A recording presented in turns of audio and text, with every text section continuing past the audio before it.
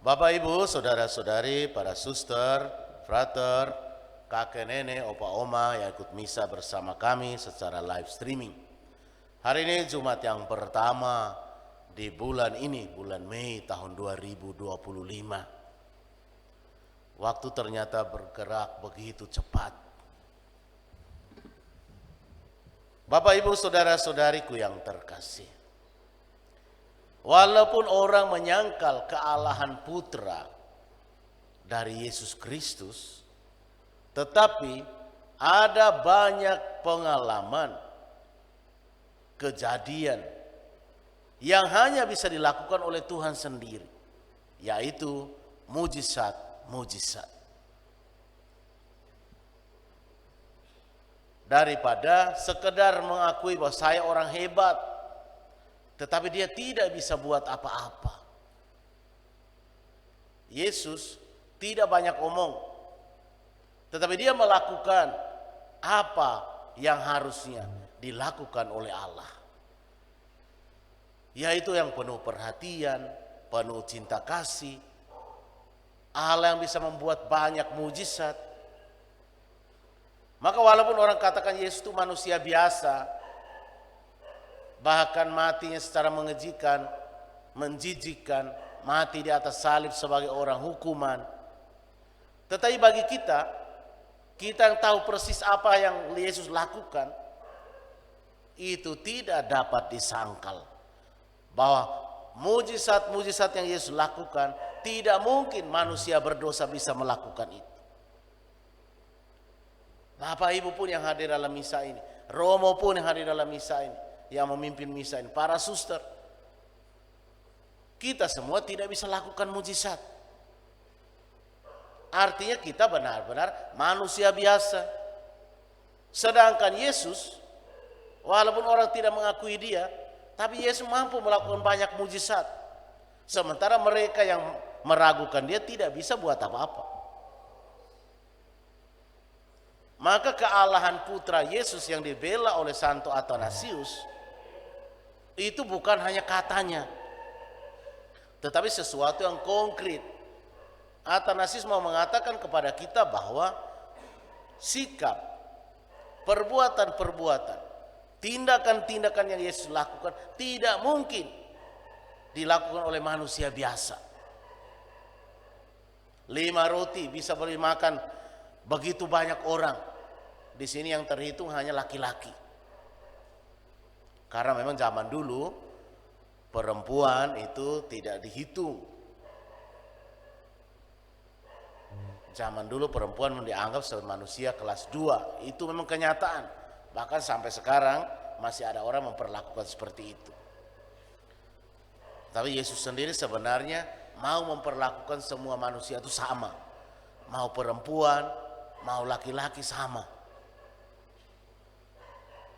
Maka ketika Yesus bangkit, orang yang melihat Yesus bangkit pertama siapa? Laki-laki atau perempuan? Siapa namanya? Maria Magdalena. Pagi-pagi buta. Laki-lakinya masih takut. Entah di mana. Perempuan itulah yang pergi. Artinya bahwa di mata Yesus, perempuan bukan manusia kelas 2. Perempuan adalah orang-orang istimewa. Bahkan kalau kita gereja, seringkali orang bilang apa, gereja itu menjadi milik kaum perempuan. Kenapa? Kalau kita hitung ya ikut acara, ikut misa segala macam, paling mayoritas perempuan. Laki-laki paling mewakili. Itu bukan hanya kita di Tolonggeru. Hampir semua gereja sama. Kalau kita hitung paling banyak itu rata-rata perempuan.